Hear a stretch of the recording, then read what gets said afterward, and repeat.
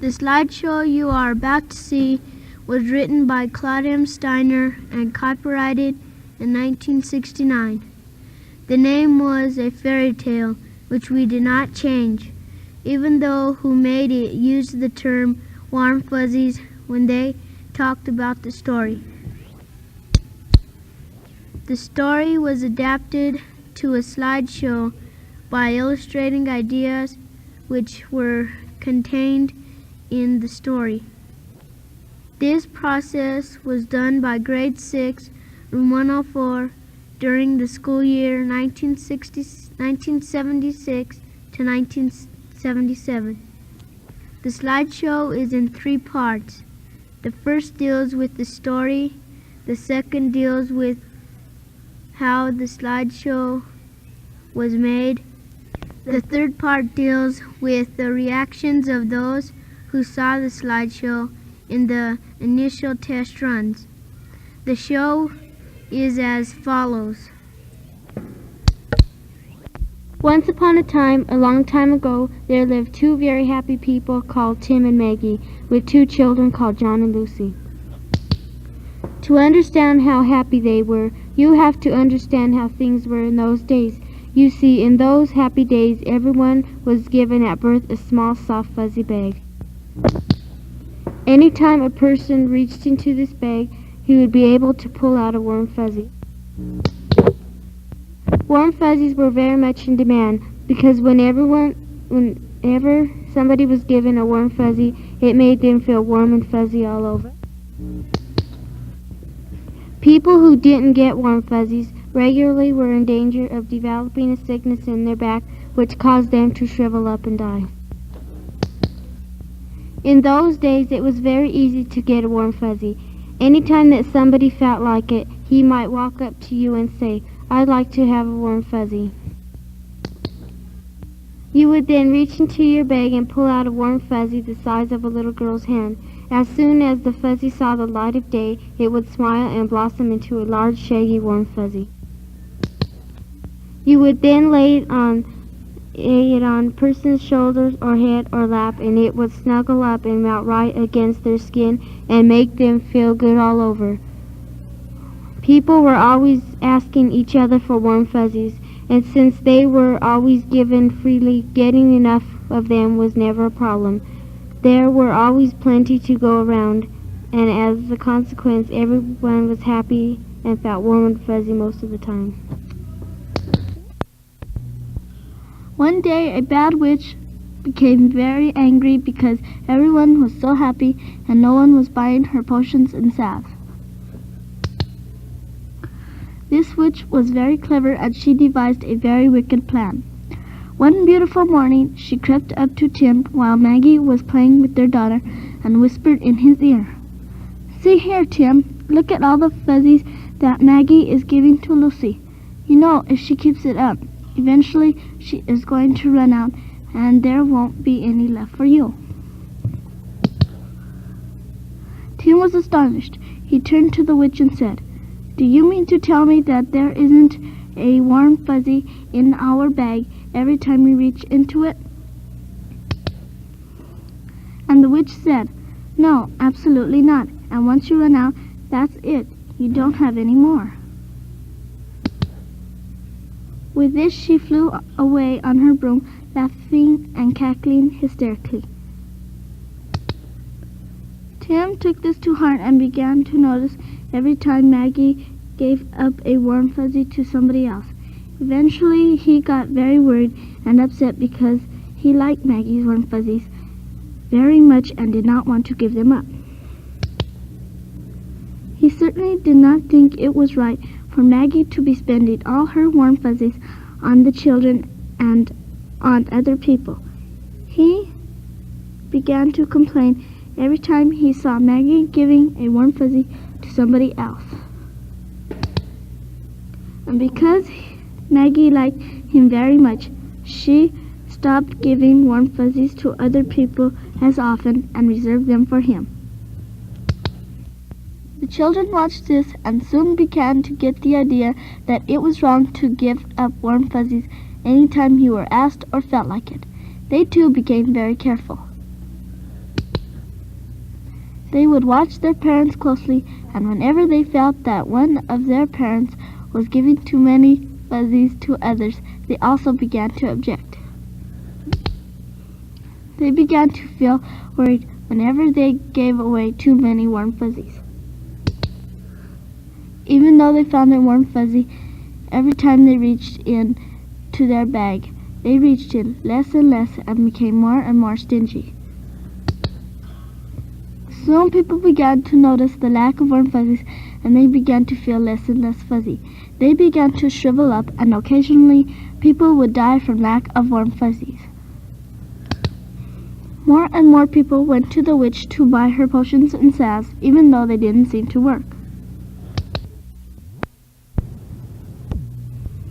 Wow, the situation was getting very serious indeed. The bad witch, who had been watching all this, didn't really want the people to die, so she devised a new plan.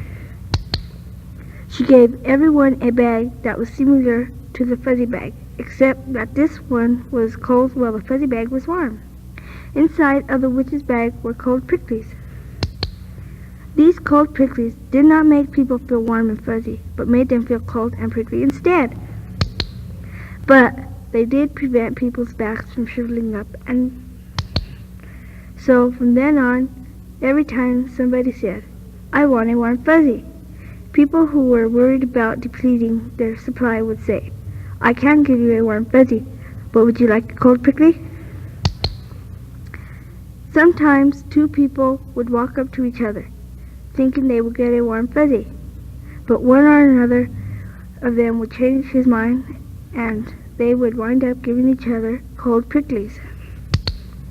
So, the end result was that while very few people were dying, a lot of people were still unhappy and feeling very cold and prickly. The situation got very complicated because since the coming of the witch, there were less and less warm fuzzies around. So, warm fuzzies, which used to be thought of as free as air, became extremely valuable. This caused people to do all sorts of things in order to obtain them. Before the witch had appeared, people used to gather in groups of 3 or 4 or 5, never caring too much who was giving warm fuzzies to whom. After the coming of the witch, people began to pair off and to reserve all their warm fuzzies for each other exclusively. If ever one of the two persons forgot himself and gave a warm fuzzy to somebody else, he would immediately feel guilty about it because he knew that his partner would probably resent the loss of a warm fuzzy. People who could not find a generous partner would probably resent the loss of a warm fuzzy. People who could not find a generous partner had to buy their warm fuzzies and had to work long hours to earn the money. Another thing which happened was that some people would take cold pricklies, which were limitless and freely available, coat them white and fluffy, and pass them on as warm fuzzies. These counterfeit warm fuzzies were really plastic fuzzies, and they caused additional difficulties. For instance, two people would get together and freely exchange plastic fuzzies, which presumably should make them feel good, but they came away feeling bad instead. Since they thought they had been exchanging warm fuzzies, people grew very confused about this, never realizing that their cold, prickly feelings were really the result of the fact that they had been given a lot of plastic fuzzies. So the situation was very, very dismal, and it all started because of the coming of the witch, who made people believe that someday, when least expected, they might reach into their warm fuzzy bag and find no more. Not long ago, a young woman with big hips, born under the sign of Aquarius, came to this unhappy land. She had not heard about the bad witch and was not worried about running out of warm fuzzies. She gave them out freely, even when not asked. They called her the hip woman and disapproved of her because she was giving the children the idea that they should not worry about running out of warm fuzzies. The children liked her very much because they felt good around her, and they too began to give out warm fuzzies whenever they felt like it. The grown-ups became concerned and decided to pass a law to protect the children from depleting their supplies of warm fuzzies. The law made it a criminal offense to give out warm fuzzies in a reckless manner. The children, however, seemed not to care, and in spite of the law, they continued to give each other warm fuzzies whenever they felt like it, and always when asked. Because there were many children, almost as many as grown-ups, it began to look if maybe they would have their way. As of now, it is hard to say what will happen. Will the grown-up forces of law and order stop the recklessness of the children? Are the grown-ups going to join with the hip women and the children in taking a chance that there will always be as many warm fuzzies as needed? Will they remember the days the children are trying to bring back when warm fuzzies were abundant because people gave them away freely?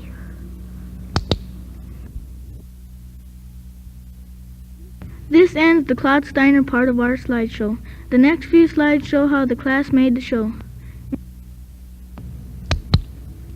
In September, Mr. Murphy read us a story about warm fuzzies. In November, we decided to make a slideshow. We heard the first part a second time, and each student chose an idea and drew a picture to illustrate that idea. Here we see Chris using a cover of a joke book for his idea. After illustrating the first part, we learned and practiced the lines for the part we drew. After practicing the lines in front of the class, we tested the first part in front of Miss Parker's second grade class. They liked it enough to encourage us to return to our classroom, hear the second part, and make drawings. After we illustrated the second part, we read and practiced the new lines. One day later, we returned to the second grade for another test. This test was also good. Returning to the room, we heard and drew pictures for the ideas in the third part. We returned to the second grade one last time. When all the pictures had been drawn and we were satisfied they were good enough, our teacher took them home to be photographed. Students did this step for a later slideshow we produced called Mr. Willie. On the left, you can see some pictures ready to be photographed. In the center is a picture being photographed, lit by 2 spotlights. The camera on the stand above is a 35mm reflex camera. On the right is a stack of pictures which have been photographed. Now that the visual part of the program had been finished, we began working on the auditorial part. Each student read a part of the story he or she had drawn a picture for. This was recorded on the classroom as shown in the picture. We later created a miniature sound studio which was used to record the tape you hear in the final version. This was necessary to improve the audio quality of the recording. The next few slides show the final steps we went through, which helped us decide that we had created a good program which other people really enjoyed. Our hopes are that you are also enjoying this program.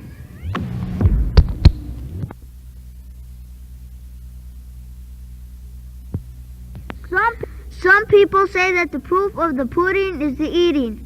We were now ready to see if our efforts went farther than the learning involved to produce this slideshow. Our warm fuzzy to Westwood was to invite every room in Westwood to come to our room and watch our slideshow. Here we see Mrs. Smith's 5th grade class. We did the slideshow the day before Christmas vacation. Even though the program was not about Christmas, we felt the idea of giving warm fuzzies freely to others was close to the idea of Christmas. Here we see a 3rd and maybe 4th grade class watching. In the background you can see Lisa and Angie silently reading the script and changing the slide projector at the appropriate time. We showed the program to groups as small as 25 and as large as 75. In addition to this, the 30 members of our class had to stay in the back of the room and not disturb those listening to the program. This slide shows Mrs. Anderson's 5th grade as well as Mrs. White's class. The day on the calendar is December 17th.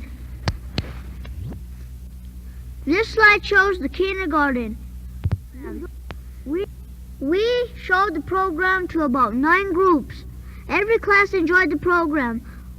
We think the idea of seeing something produced by students in their school made it even more interesting. One teacher in a lower grade used the program as an opportunity to teach her children about writing thank you notes. We received a notebook with them stapled in. This slideshow was made by taking the best 4 as a background and placing the cut-out drawings from all the other letters on them. The fact students were able to make these drawings shows they understood the program.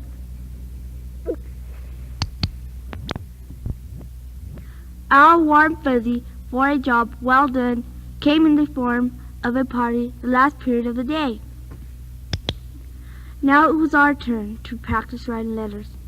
Knowing we had violated Claude Steiner's copyright and knowing that our program was good enough to show to groups of people outside school, we decided to get his permission. Everyone in the class wrote him a letter and the best 6 letters were sent to him. You see 4 of those letters in the slide. Mr. Murphy said he didn't see how anyone could refuse our request because it was so sincere and honest. He was right, because about 3 weeks later we received a letter in the mail along with a picture of Claude Steiner. We had expected him to be an old man, but we were surprised to find he wasn't. His thank you note and permission to use his story was indeed a very warm fuzzy for all of us. There is no more room in the slide tray, so we must say goodbye. For most of us, we can say that 7 months after we first heard about warm fuzzies, our life is warmer and more meaningful for having learned about them. Since then, we have produced our own warm fuzzy slideshow, which is called Mr. Willie. Mr. Willie is about us and how we have grown as the year has progressed. We hope you will get to see it sometime. Until then, we thank you and wish you fuzzies always.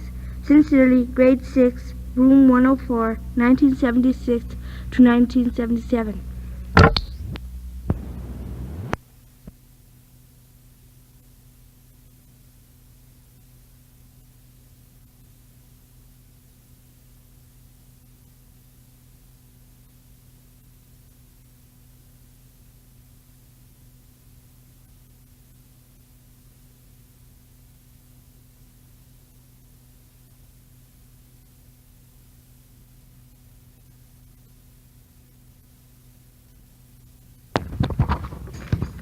Once upon a time, a long time ago, there lived 2 very happy people called Tim and Maggie, with 2 children called John and Lucy. To understand how happy they were, you have to understand how things were in those days. You see, in those happy days, everyone was given at birth a small, soft, fuzzy bag. Anytime a person reached into this bag, he was able to pull out a warm fuzzy. Warm fuzzies were very much in demand because whenever somebody was given a warm fuzzy, it made him feel warm and fuzzy all over. People who didn't get warm fuzzies regularly were in danger of developing a sickness in their back, which caused them to shrivel up and die.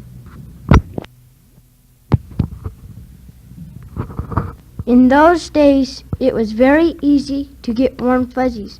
Any time that somebody felt like it, he might walk up to you and say, "I'd like to have a warm fuzzy."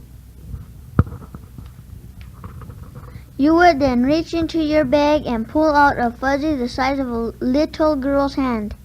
As soon as the fuzzy saw the light of day, it would smile and blossom into a large, shaggy, warm fuzzy.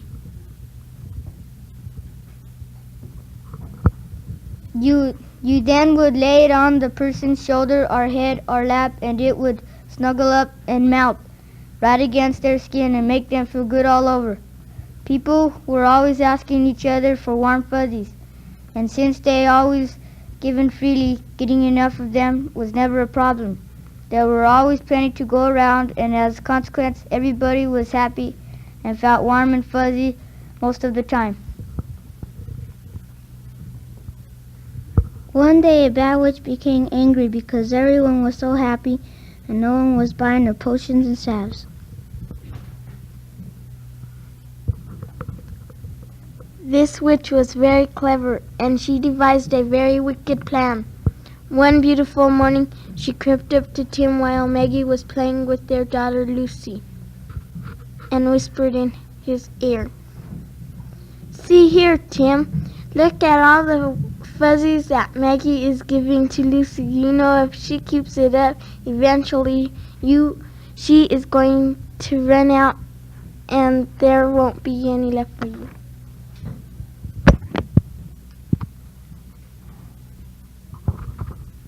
Tim was astonished. He turned to the witch and said, "Do you mean to tell me that there isn't a warm fuzzy in our bag every time we reach into it?" And the witch said, "No, absolutely not. And once you run out, that's it. You won't have any more." With this, she flew away on her broom, laughing and cackling hysterically.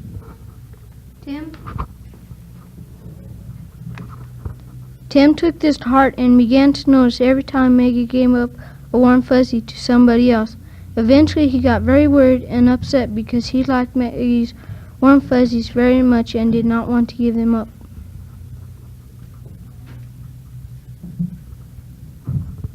He certainly did not think it was right for Maggie to be spending all her warm fuzzies on the children and other people. He began to complain every time he saw Maggie giving a warm fuzzy to somebody else.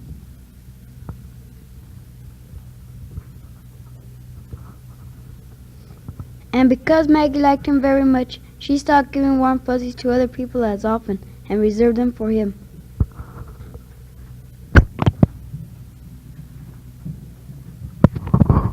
The children watched this and soon began to get the idea that it was wrong to give up warm fuzzies anytime you asked or felt like it. They too became very careful. They would watch their parents closely, and whenever they felt that one of their parents was giving too many fuzzies to others, they also began to object.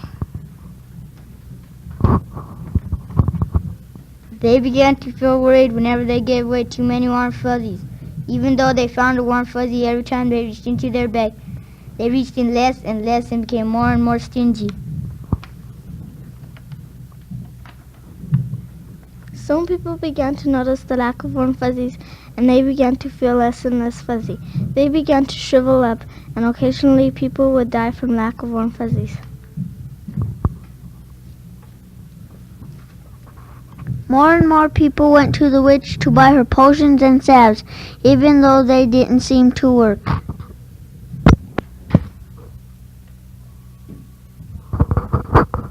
Wow, the situation was getting very serious indeed. The bad witch who had been watching all of this didn't really want the people to die, so she devised a new plan.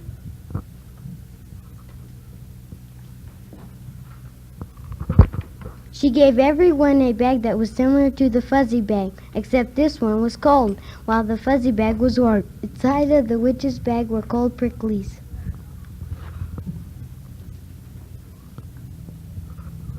These cold pricklies did not make the people feel warm and fuzzy, but it made them feel cold and prickly instead.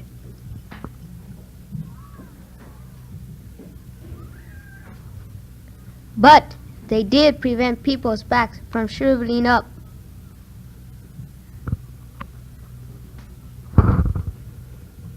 So from then on, every time somebody said, "I want a warm fuzzy," people who were worried about depleting their supply would say, "I can't give you a warm fuzzy, but would you like a cold prickly?" Sometimes two people would walk up to each other thinking they would get a warm fuzzy, but one or the other of them would change his mind and they would wind up giving each other cold pricklies.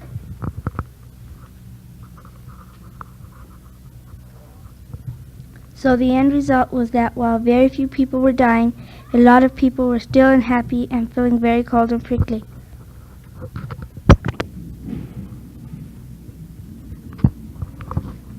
The situation got very complicated because since the coming of the witch, there were less and less warm fuzzies around. So warm fuzzies, which used to be thought of as free as air, became extremely valuable.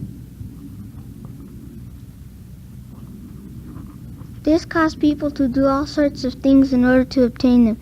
Before the witch had appeared, people used to gather in groups of 3 or 4 or 5, never caring too much who was giving warm fuzzies to whom.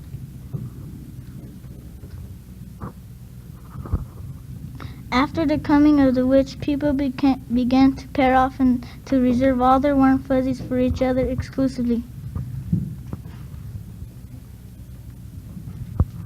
If ever one of the two persons forgot himself and gave his warm fuzzy to someone else, he would immediately feel guilty about it because he knew that his partner would resent the loss of warm fuzzy.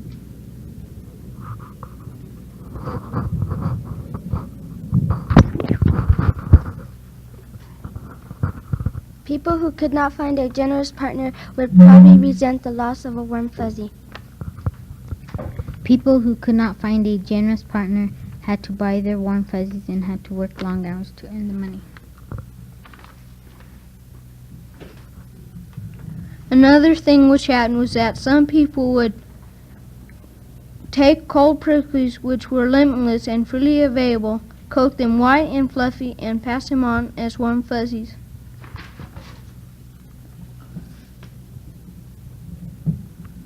These counterfeit warm fuzzies were really plastic fuzzies, and they caused additional difficulties. For instance, two people would get together and freely exchange plastic fuzzies, which were presumably should make them feel good, but they came away feeling bad instead.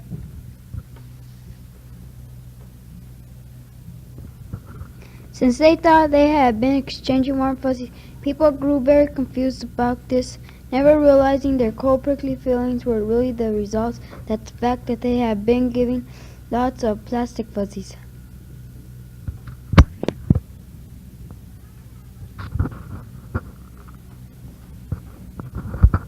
So the situation was very, very dismal, and it all started because of the coming of the witch, who made people believe that someday, when least expected, they might reach into the warm fuzzy bag and find no more.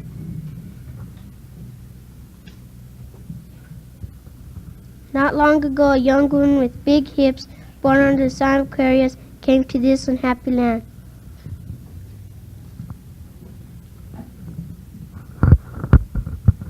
She had not heard about the witch and was not worried about running out of warm fuzzies. She gave them out freely, even when not asked. They called her the hip woman and disapproved of her because she was giving the children the idea that they should not worry about running out of warm fuzzies.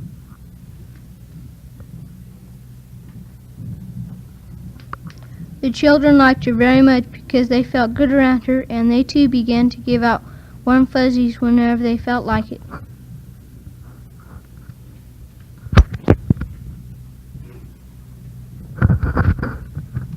The grown-ups became concerned and decided to pass a law to protect the children from depleting their supplies of warm fuzzies.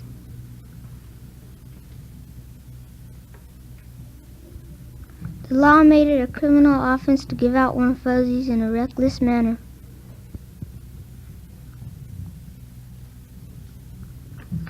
The children, however, seemed not to care, and in spite of the law, they continued to give each other warm fuzzies whenever they felt like it, and always when asked.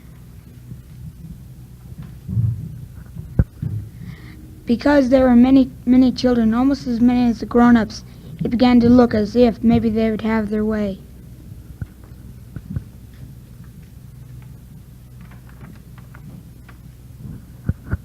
As of now, it is hard to say what will happen.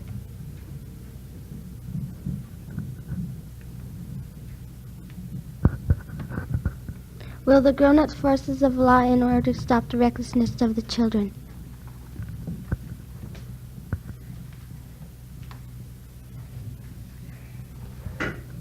Are the grown-ups going to join with the hip woman and the children in taking a chance that there will always be as many warm fuzzies as needed?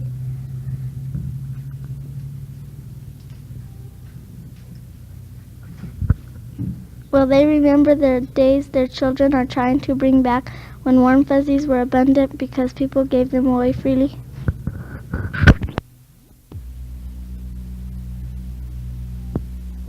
This ends our slideshow, a fairy tale by Claude M. Steiner, which was copyrighted in 1969. The next few slides on this show are about how the class made the show. Mr. Murphy read us a story about warm fuzzies in September, and in November we decided to make a film strip on it. We heard the first part of the story a second time. Each student chose an idea and drew a picture to illustrate that idea. In my case, I am using the cover of a joke book for my idea.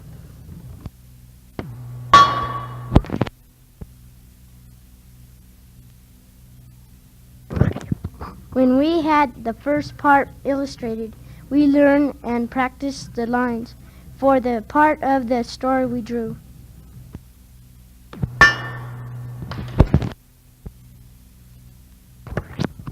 After practicing in class, we tested our pictures and the story in front of the second grade class.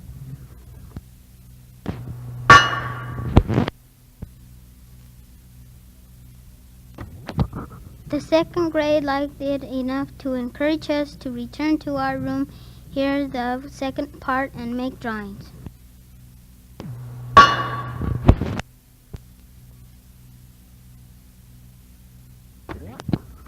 After we illustrated the second part, we learned the lines and practiced them in front of the class.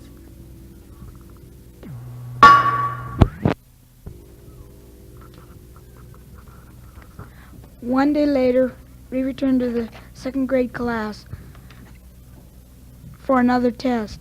This test was also good.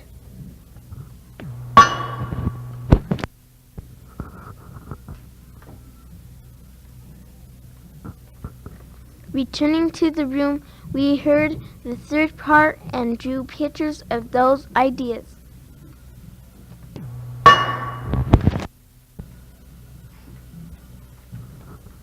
We learned the lines and practiced the third part.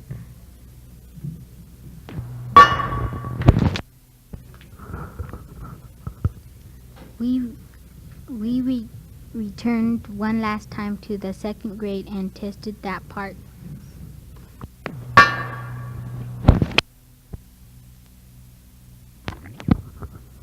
Once all the pictures had been drawn and we were satisfied they were good enough, our teacher took them home to be photographed.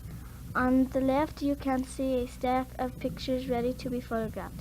In the center is the picture being photographed, lit by 2 spotlights. The camera on the stand above the picture is a 35mm reflex camera. On the right is the stack of pictures which have been photographed.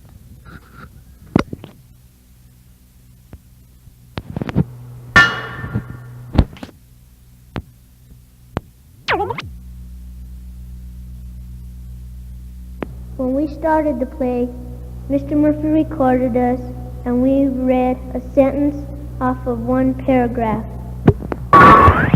On the next few slides, we show our first Warm Fuzzy program. Here is Miss Looper and Miss Humphrey's classes, and they looked very interested in our play. Here is Miss Smith's class in the upper right-hand corner, and they didn't get disturbed by Mr. Murphy taking a picture of them. They just kept on watching our program. The little kids were especially interested in our Warm Fuzzy program. Here is Miss White and Miss Anderson's classes, and they looked interested in our play, and a visitor came to watch our play, and she looked interested in our play too. In this picture, we have the pleasure of a birthday girl watching our warm, fuzzy film strip. And towards the bottom to your left, you will see her. The lower grades liked our film strip so much, some of the kids wrote us thank you notes. And after we got through showing the warm, fuzzy film strip, we had a party and refreshments, which you can see in this picture. We thank you and hope you enjoyed our program. End.